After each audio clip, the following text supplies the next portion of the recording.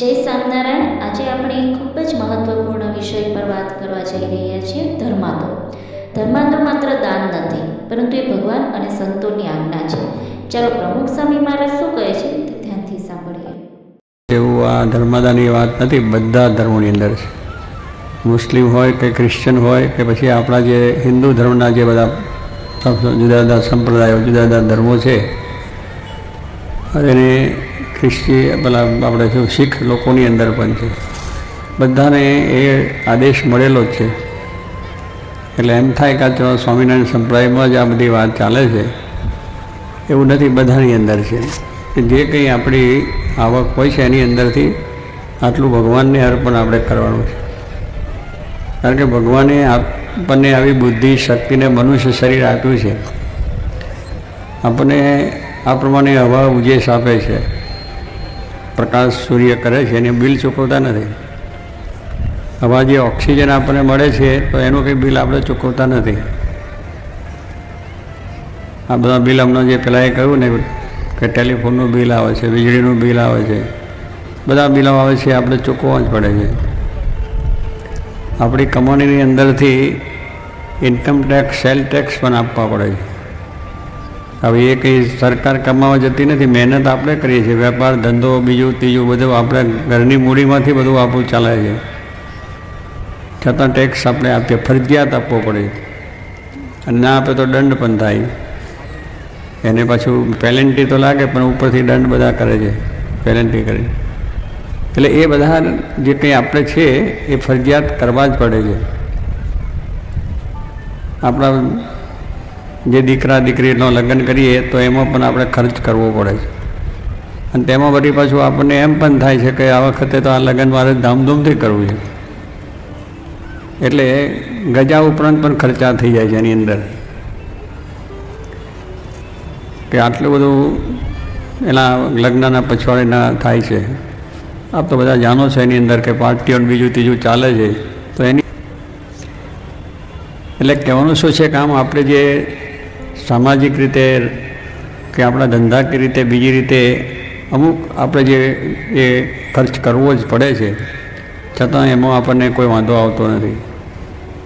એમાં કોઈ બીજી વાત આવતી નથી. ગમે તેમ થાય પણ આ ઉત્સવ મારે ત્યાં આવ્યો છે એટલે મારે તો સવાઈ રીતે ઉજવવો જોઈએ.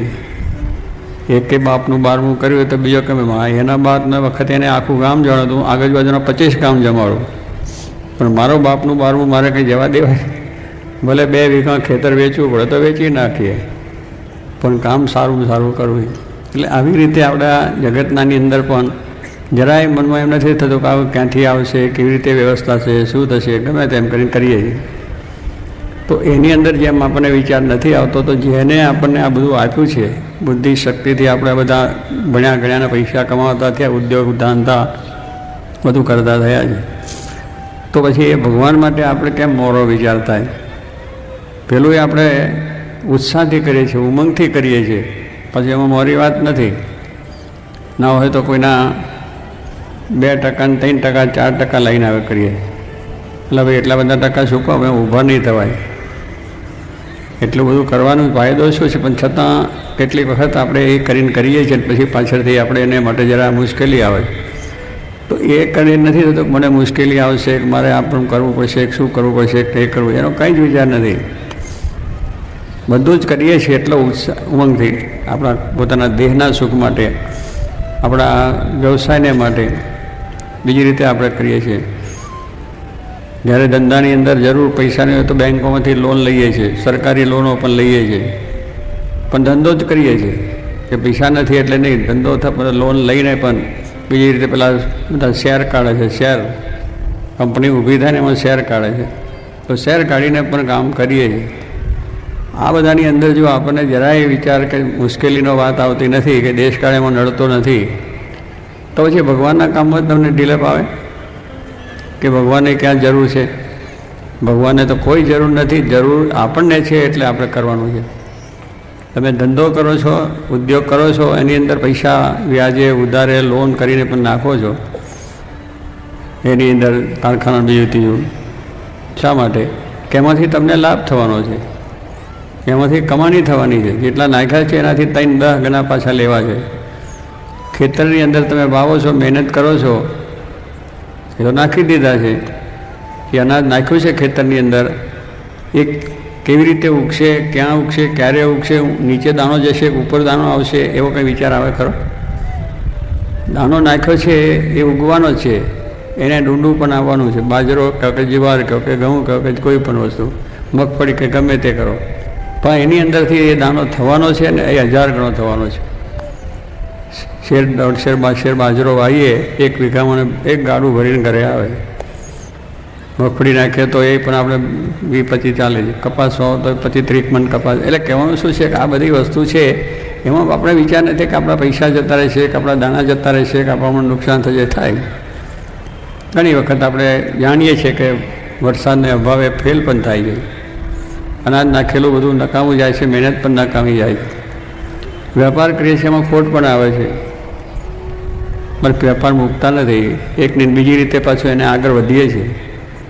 ખેતીમાં એક વખત ફેલ થયા તો ખેતી કરતા નથી, બધી વખત પાછા ઉત્સાહથી કરીએ છીએ કે આ વખતે તો પાક સારામાં સારો લેવો છે અને લઈ લઈએ. તો જો આવી બધી બાબતની અંદર આપણે એમાં ફેલ થઈએ છીએ કે એમાં આપણે ખોટ પણ જાય છે, આપણે કદાચ મુશ્કેલીઓ આવે છે, તોય બીજે વર્ષે પાછી આપણે એની મહેનતને વધારે કરીએ છીએ, કારણ કે આપણે છે કામથી આવવાનું છે એટલો જો વિશ્વાસ આપણને પૃથ્વીની અંદર છે, કે આપણા ધંધાની અંદર છે, કે બેંકમાં પૈસા મૂકીએ છીએ એ પણ આપણે છે જ વિશ્વાસ કે ભાઈ બેંકમાં મૂકે છે, વ્યાજ આવવાનું છે. તો પછી ભગવાનના દરબારમાં કે ભગવાનના કામો કે આવા પરોપકારના કામો, જન ઉપયોગના કામની અંદર જો તમે આપશો તો ભગવાન કંઈ ભૂલી જવાના છે? એક સામાન્ય માણસ પણ આપણે જો આપ્યું તો એ બિચારો અડધી રાતે આપણને આપી જાય, જે પ્રમાણિક છે. બાકી જે કેટલાક અત્યારે તો લઈને આપવાના જ નથી હોતા, એમાં ફસાઈએ તોય રહીએ છીએ. કેટલાકને આપીએ, આપણી પાસે વાત કરીને લઈ જાય છે અને પાછા આપતો નથી તોય પાછા આપણે રહીએ છીએ. એમાં આપણે વિચાર નથી આવતો કે આવો ખોટો છે, નકામો છે, ફલાણું છે, ઢીકનું છે, આજે આ ખોટો ધંધો આપણે આ ધંધોની નામ તો ત્યાં ત્યાં કોઈ જાતનો આપણે વિચાર આવતો નથી. અને સારી રીતે ઉત્સાહ ઉમંગથી બધું કર્યા જ કરીએ છીએ. એટલે એ આપણે એ વિચાર જેમ નથી આવતો એમ આપણા દેહને માટે આ બધી વસ્તુ છે જે કરીએ છીએ એમાં ખોટ જાય, લાભ થાય, બીજું થાય, મોડું થાય, બીજું થાય, તો પણ આપણે કરતા નથી. તો આત્માના કલ્યાણ માટેની આ વાત છે. સર્વ બધા કોઈ પણ ધર્મની અંદર જે વાત છે આત્મકલ્યાણની વાત છે. કે આત્માના કલ્યાણ માટે આપણું જીવન ભગવાન પરાયણ થવું જોઈએ. એટલે ભગવાનની કથા છે, વાર્તા છે, પૂજા છે, પાઠ છે, કે આપણા શાસ્ત્રોનું અધ્યયન છે, મંદિર પૂજા પાઠ, આ બધું જે છે આપણા આત્મકલ્યાણ માટે છે. તો એ આત્મકલ્યાણ માટેની વાતની અંદર પણ આપણે એટલો જ ઉત્સાહ, એટલો જ મહિમાથી આપણે કરવું જોઈએ. જેમનો મહિમાની વાત કરી કે ભાઈ ભગવાનનો નિશ્ચય જો હોય, મહાત્મા સહિત નિશ્ચય હોય તો શું ન થાય. એટલે જેમ આપણા દેહને માટે બધું સારી રીતે બધું કરીએ છીએ. આપણે મકાનની જરૂર છે, હવે એમાં આપણે જો થોડું સમજીએ તો થોડું એનાથી એ થાય કે ભાઈ 2 રૂમનું મકાન થાય તોય ચાલે. પણ જરા આપણે એમ થાય કે ના પહેલાં એ કર્યું છે તો હું જરા કરી લઉં, એમાં પાછું થોડું વ્યાજે લાવવું પડે ને કંઈ ઉધારે કરીને બધું કરવું પડે. આપણે રહેવાની જરૂર એટલી જ છે, પણ છતાં એક બીજાના સાથે રહેવા માટે કે આના પ્રમાણે મારું પણ થવું જોઈએ. તો એની અંદર આપણે આ વાત કરીએ છીએ. ત્યાર પછી ભગવાનના કામમાં જ આપણે થાય કે મહારાજ આ વખતે તમે આવ્યા તો ખરા, પણ અત્યારે વરસ મોડું પડ્યું છે અને અત્યારે આ બધું થાય એવું નથી. બરાબર છે, સારી વાત છે. પણ વરસ મોડું તો લગ્ન તો આ વખતે બહુ ધામધૂમથી થયો. લો વરસ મોડું છે, આપણે 2-4 વર્ષથી ગુજરાતમાં મંદિર ચાલે છે, પણ લગ્નની અંદર ધામધૂમથી બધા ઉજવાય છે, સારી રીતે ઉજવાય છે. બીજું છે એટલે એ જે ફરજિયાત કરવું પડે છે આપણે. આ બધી વસ્તુ આપણી સંસારી વસ્તુ છે અને કરવી જ પડે. કારણ હવે છોકરો તૈયાર થયા, છોકરી તૈયાર થઈ એટલે પહેરાવવું જ પડે. આપણે બીજી જરૂર હોય તો ખેતીવાડીની અંદર બળદની જરૂર તો લાવવો જ પડે. ખેતી આવતી સાલ કરવી છે, ધંધામાં પણ કરવું પડે છે. બીજી રીતે લોકમાં મોટી લેવા માટે તો તમે જાણો છો કેટલી બધો ખર્ચો થાય છે. ધારાસભ્ય થવું હોય તો એટલા બધા પૈસા ખર્ચે છે. ચૂંટણીઓની અંદર બીજે તે કહો. હવે એમાં શું છે, એક જગતની મોટીની જ વાત છે ને. પાછા ના આવ્યા તો ગયા, એમાં ધારાસભ્ય ના થયા તો ગયા, ખર્ચેલા ગયા પાછા ગયા. પણ એ જ વસ્તુ છે કે આપણને આવી મોટી જગતની લેવા માટે આપણે જરા એમાં પાછો આગતો નથી કે આ પૈસા આપણે શું કા ખર્ચીએ જરૂર વગરના. અને તે પાછા કેવી રીતે ખર્ચીએ છીએ કે પહેલાં લોકોને વોટ લેવો છે એને શું પૈસા આપીને વોટ લેવાનો, એમાં ઉગવાનું તો બરાબર, પણ એ દારૂ પીવે, દારૂ બાટલા આપી દે દારૂના, અને એ રીતે વોટ લે. કોઈને પછી બીજું ખરાબ કરીને પૈસા આપીને પછી લે. સારા માણસને ઠીક છે, પણ એવા ખરાબ માણસોને બધી આપણે ભેટો આપીને આપણે વોટ લઈએ છીએ. હવે એ આપણે શું એ ઉગવાના છે એક પૈસો એનાથી કંઈ સમાજનું કાર્ય થયું ખરું? એ બધા સમાજની વાતો કરે છે, લાખો કરોડ રૂપિયા આવી રીતે ખર્ચાય છે ખોટી રીતે, એનો કોઈ વિચાર કરે છે? મંદિરમાં જ વાંધો આવે છે બધાને કે મંદિરની અંદર આવા પૈસા ચૂકવા કરો છો. ભાઈ તારે બધું આ દુનિયાની સમાજમાં બધી જ વસ્તુ કરવી પડે છે, સ્કૂલો કરવી પડે છે, કોલેજો કરવી પડે છે, બધા પોલીસ ખાતાના ખર્ચા કરવા પડે છે, આર્મીના ખર્ચા કરવા પડે છે, ન્યાય ખાતું છે, વકીલો છે, બીજા છે, ત્રીજા છે, ડૉક્ટરો છે, બધી જરૂર છે. તો પછી ભગવાનના મંદિરની જરૂર નથી લે? આટલો વિચાર નથી આવતો જેને આપણને આ બધું આપ્યું, જેને આ જગતની રચના કરી, એટલી સરસ રચના ભગવાનની છે. આજે કોઈ પણ સાયન્ટિસ્ટ આટલો વધ્યો છે, કોઈ સાયન્ટિસ્ટ આટલું મોટું કરી શકવાનો ખરો? ભગવાને જે કળા કરી છે, માણસમાંથી માણસ, પશુમાંથી પશુ, પંખીમાંથી પંખી, એનો ઉત્પન્ન એ રીતે થાય, પંખી જ જેવું પંખી થાય. પશુમાંથી પશુ જ એ પ્રમાણે જન્મે, માણસમાંથી માણસ. કેટલી સુંદર રચના કરી છે આની અંદર. એ બધું ભગવાને આપ્યું છે, આપણે ખાઈએ છીએ, પચી જાય છે, ઝાડા વાટે નીકળી જાય. ભગવાને એવી રચના કરી છે શરીરની અંદર કે આપણે ખોરાક લઈએ છીએ અને એની અંદર પાછળની પાચન શક્તિ એ બધી ગોઠવ્યું છે તંત્ર, પાચન શક્તિથી પાચન થઈ જાય અને ઝાડા પેશાબ એટલે જે ખરાબ વસ્તુ એ નીકળી જાય. એટલું સરસ તંત્ર અંદર ગોઠવ્યું છે ભગવાને. આજે એવું કોઈ થઈ શકે છે? નથી થઈ શકતું. મારી નાખવાની વાતો બરાબર છે, પણ જીવાડવાની વસ્તુ કોઈની પાસે નથી. એ જીવાડવાનું ભગવાન કરે છે કે આપણને જીવાડે છે, એ ભગવાન જ જીવાડે છે, પણ માણસ તો માણસને મારે જ છે. પછી હવે કંઈ કે ભાઈ આ સમાજ માટે, બીજા માટે તમે કરતા નથી, પણ ભગવાન સમાજનું જ કાર્ય છે. વ્યસનોથી લોકોને મુક્ત થાય છે એ પણ એક સમાજની સેવા છે. આજે કરીએ છીએ આપણે, બધું કરીએ છીએ, તમે જાણો છો બધા, આપણે સ્કૂલો છે, કોલેજો છે, એની નિષેધ નથી. વિજ્ઞાને જે આપ્યું છે એના માટેની કોઈ નિષેધ પણ નથી. એ સારું છે, પણ એનો વિવેકથી ઉપયોગ થાયની વસ્તુ છે. પણ એમ કે એ જ કરીએ છીએ, પણ એની સાથે આપણા આત્માનું કલ્યાણ શું છે એ વિચાર આપણે કરવાની વસ્તુ છે. તો એને માટે આપણા શાસ્ત્રોએ બધી વાત કરી છે, ઋષિમુનિઓએ વાત કરી છે. એ પણ એટલી સત્ય સનાતન છે કે આ માર્ગ પણ એટલો જ ઉત્તમ છે. આ સંસાર છે એ પણ ચલાવવો છે, સમાજ છે પણ તંત્ર ચાલે, રાષ્ટ્રનું તંત્ર પણ ચાલે, એની કોઈ ના નથી. પણ એની અંદર મુખ્ય વસ્તુ જે આપણા અંદર તત્વ જે પરમાત્મા બેઠા છે એ તત્વને લઈને આ બધું થાય છે એવું કોઈને ખબર નથી. એટલે પછી બોલે કે આની શી જરૂર છે? પણ ભાઈ આ બધા એટલી શી જરૂર છે? તો પછી આપણે બંગલાની શી જરૂર છે? ઝાડ નીચે બેસી નહીં થાય, ના થાય? ઋષિમુનિઓ ઝાડ નીચે બેસીને ખાતા, પાંદડા ખાઈને રહેતા હતા, તો આપણે શું કામ બધું ઝાડ? એટલે એ બધી દલીલો એક જાતની ખોટી છે. અને આ પ્રમાણે બે છે. ના, હું કશું આપણાથી ન થાય તો કાંઈ વાંધો નથી, પણ એનો નિષેધ શા માટે? એમ કહું, આપણે જે કંઈ કરીએ છીએ એનો નિષેધ શા માટે? કે આ સારું જ કામ છે, જગત કલ્યાણનું જ કામ છે, અને એ રીતે માણસોની, સમાજની સેવા પણ સાથે સાથે છે. ન હોય તોય બરાબર છે ભાઈ, પણ મંદિરની જગ્યાની અંદર રહીને આવા મંદિરો દ્વારા પણ સમાજનું, ધર્મ દ્વારા પણ સમાજના કાર્યો થાય છે, અને એ રીતનું કાર્ય છે. પણ કહેવાનું શું કે માણસે એમાં આપવું નથી ને નિષેધ કરે, વાપરતા નથી પાછા. કેટલાક તો વાપરતા ના હોય તો પણ પાછો નિષેધ કરે. કેટલાક વાપરે સમાજ માટે, પણ છતાં ધર્મ માટે જરા એમને એવું હોય, પણ કેટલાક નથી જ વાપરતા, નથી કરતા, ને આપણે વાત કરે કે ભાઈ તમે આ બધું શું કરો છો. એટલે આવી વસ્તુની આપણે બરાબર ના થાય તો કંઈ નહીં. સ્વામી કે ભગવાન કંઈ સેવા થાય તો કરી, ના સેવા થાય તો ના કરી. હાથ જોડવા. સમાજમાં સારું કાર્ય થતું હોય તો કરવું, પણ ખોટું તો સમાજમાં ના જ કરવું. ગામમાં સારું કામ થતું હોય તો કરો, તમને અનુકૂળ હોય તો. ના થાય તો પછી નિષેધ કરે કે આ ખોટું છે ને ફલાણું છે ને, આ લઈ છે ને, આવો ચોર છે ને, આ પૈસા ખાઈ જવાનો છે ને, ફલાણું છે. અરે ભાઈ સારા કામમાં શું પથરા નાખે છે?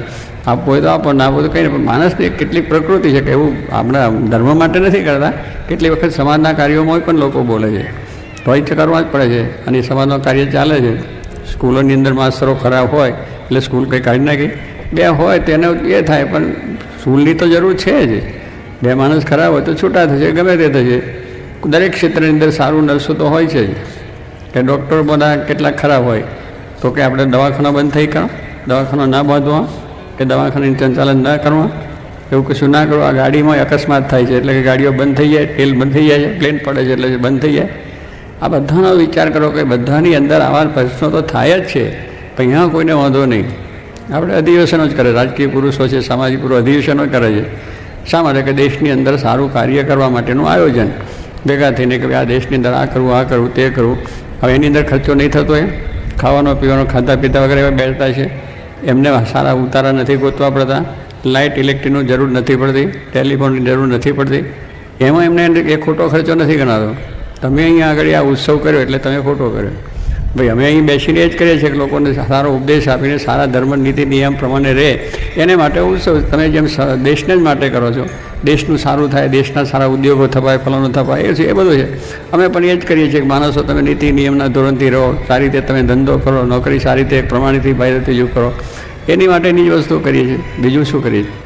પણ એ નથી દેખાતું માણસને, એ નથી દેખાતું કે આ ભગવાનનું કાર્ય જે ભગવાને આવું આખું જગત જે રચ્યું છે, જો ઝાડ પાન પર્વત ગુફાઓ ઝરણા બરણા તો કેટલું સુંદર, તમને જોઈને આનંદ થાય. બગીચામાં બેસે તો આનંદ થાય છે, આ તો મોટો બગીચો ભગવાનનો.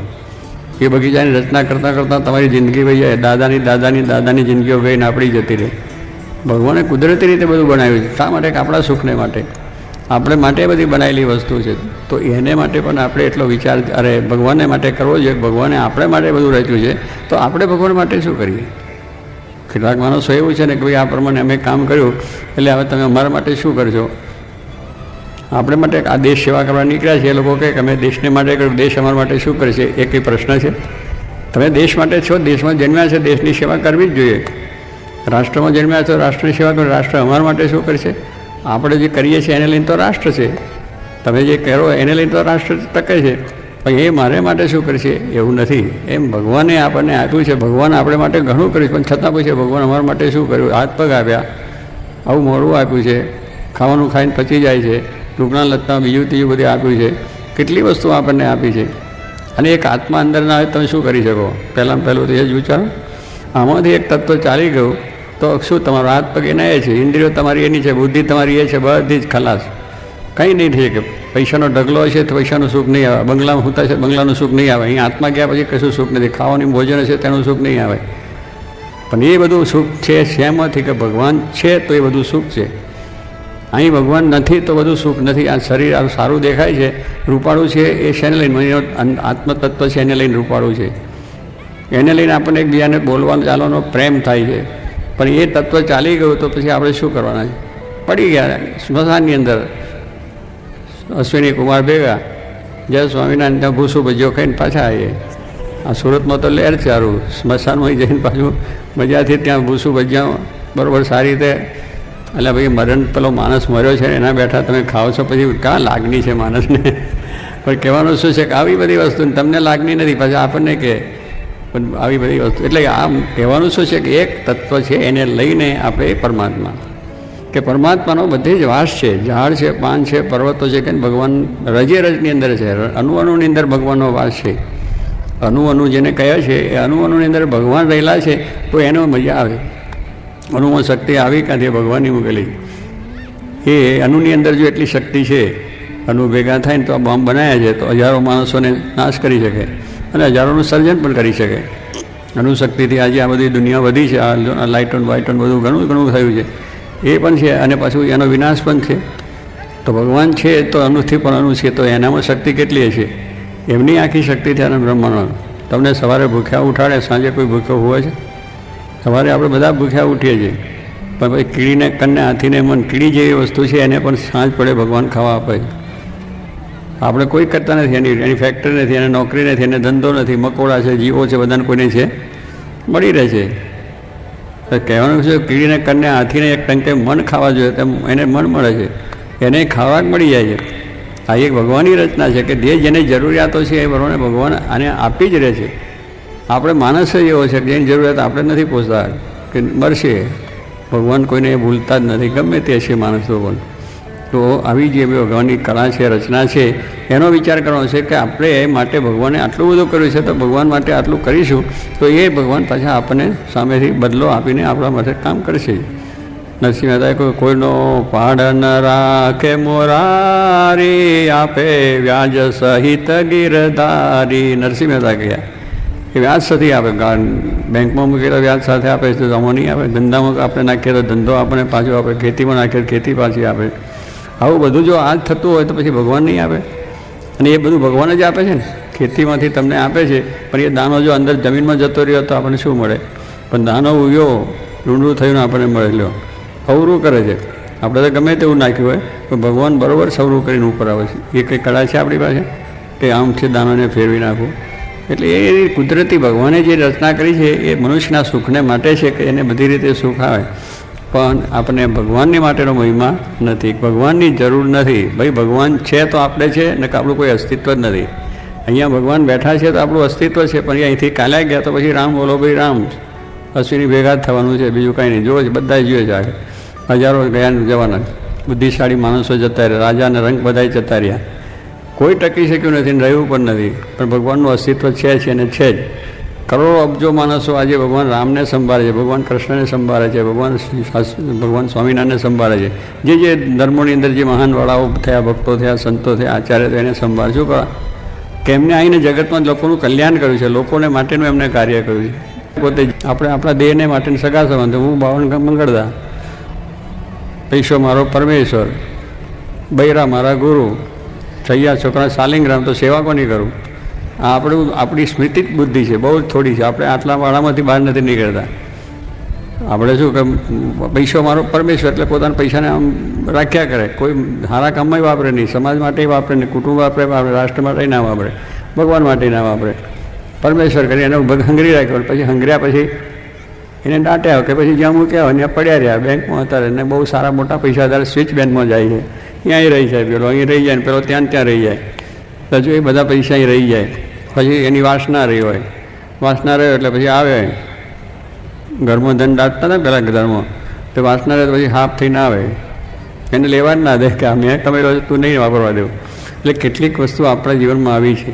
ત્યારે ભગવાનની તો ઉદારતા છે કે જે ભગવાન જેટલું થયું એટલું બીજાને મળે, બીજાને માટે થાય, બીજાનું ભલું સારું થાય, બીજાનું કલ્યાણ થાય, એવી ભાવનાથી આ મોટા સંતોના ભક્તો થયા છે. તો એને આપણે યાદ કરીએ છીએ અને એનાથી સુખ શાંતિ થઈ. તો એને અર્થે જેટલું કરીશું એટલું આપણને શાંતિ મળવાની છે, એટલું જ આપણને સુખ મળવાનું છે. પણ બીજાની સાથે ઈર્ષા રાખીને એને નુકસાન કરશું, એની માટે અનેક રીતે એને મુશ્કેલીઓ કરીશું તો મુશ્કેલી આપણે જ આવવાની.